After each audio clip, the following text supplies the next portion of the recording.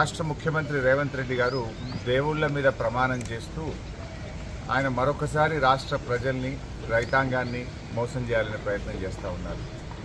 ఎందుకంటే ఎన్నికల ముందు డిసెంబర్ 9వ తేదీనే 2 లక్షల రుణమాఫీ చేస్తామని, 6 గ్యారంటీలు అమలు చేస్తామని బాండ్ పేపర్ల మీద రాసిచ్చి ఈరోజు రాష్ట్ర ప్రజల్ని కాంగ్రెస్ పార్టీ మోసం చేసింది.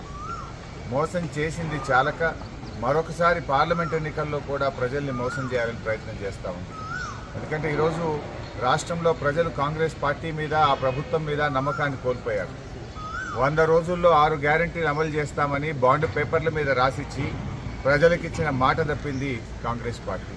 ఒక్క విషయంలో కాదు, డిసెంబర్ 9వ తేదీనే 2 లక్షల రుణమాఫీ చేస్తామని, తొలి సంతకం 6 గ్యారంటీల మీద చేస్తామని, అసెంబ్లీలో చట్టబద్ధత తెస్తామని, 100 రోజుల్లో అమలు చేసి తీరుతామని చివరికి సోనియా గాంధీ గారి చేత కూడా రాష్ట్ర ప్రజలకు లేఖ రాయించారు.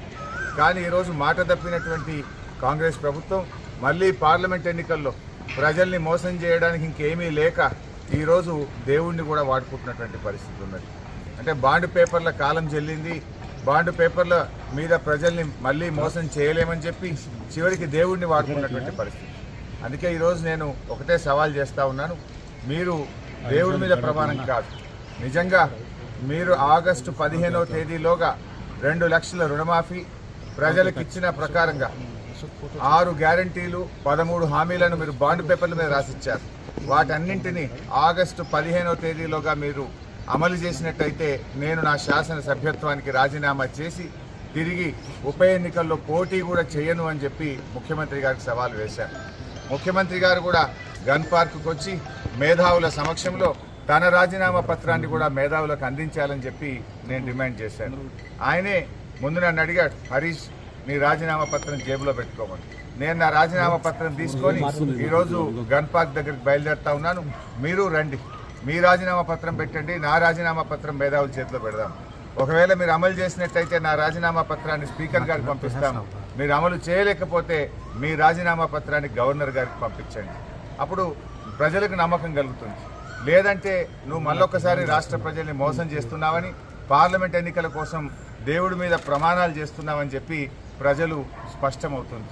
ఎందుకంటే మీకు అలవాటు, గతంలో కూడా కొడంగల్లో ఓడితే రాజకీయ సన్యాసం తీసుకుంటామని మాట తెప్పిన చరిత్ర మీకున్నది.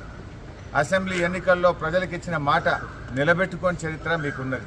ఇది మరొకసారి రాష్ట్ర ప్రజలు మోసపోవద్దన్నదే నా ఉద్దేశం. ఎందుకంటే నా పదవి కంటే నిజంగా నువ్వు చేయాలని నేను కోరుకుంటున్నా, అమలు జరగాలనే నేను కోరుకుంటున్నా, ప్రజలకు మేలు జరగాలనే నేను కోరుకుంటున్నా.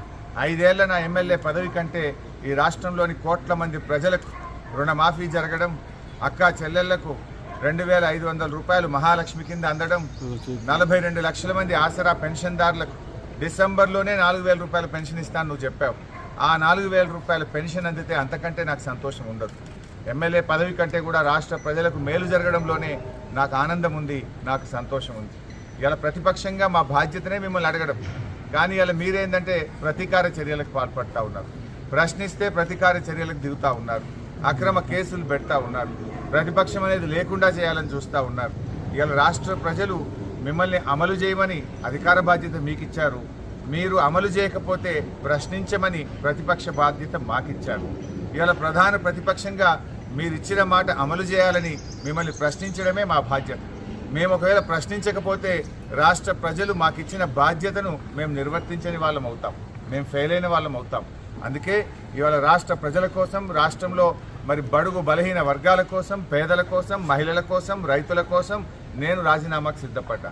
కనీసం ఈ ప్రయత్నం ద్వారానైనా ముఖ్యమంత్రి గారు ఇవన్నీ అమలు చేస్తారని ఆశిస్తున్నా, ప్రజలకు మేలు జరుగుతుందని ఆశిస్తున్నా.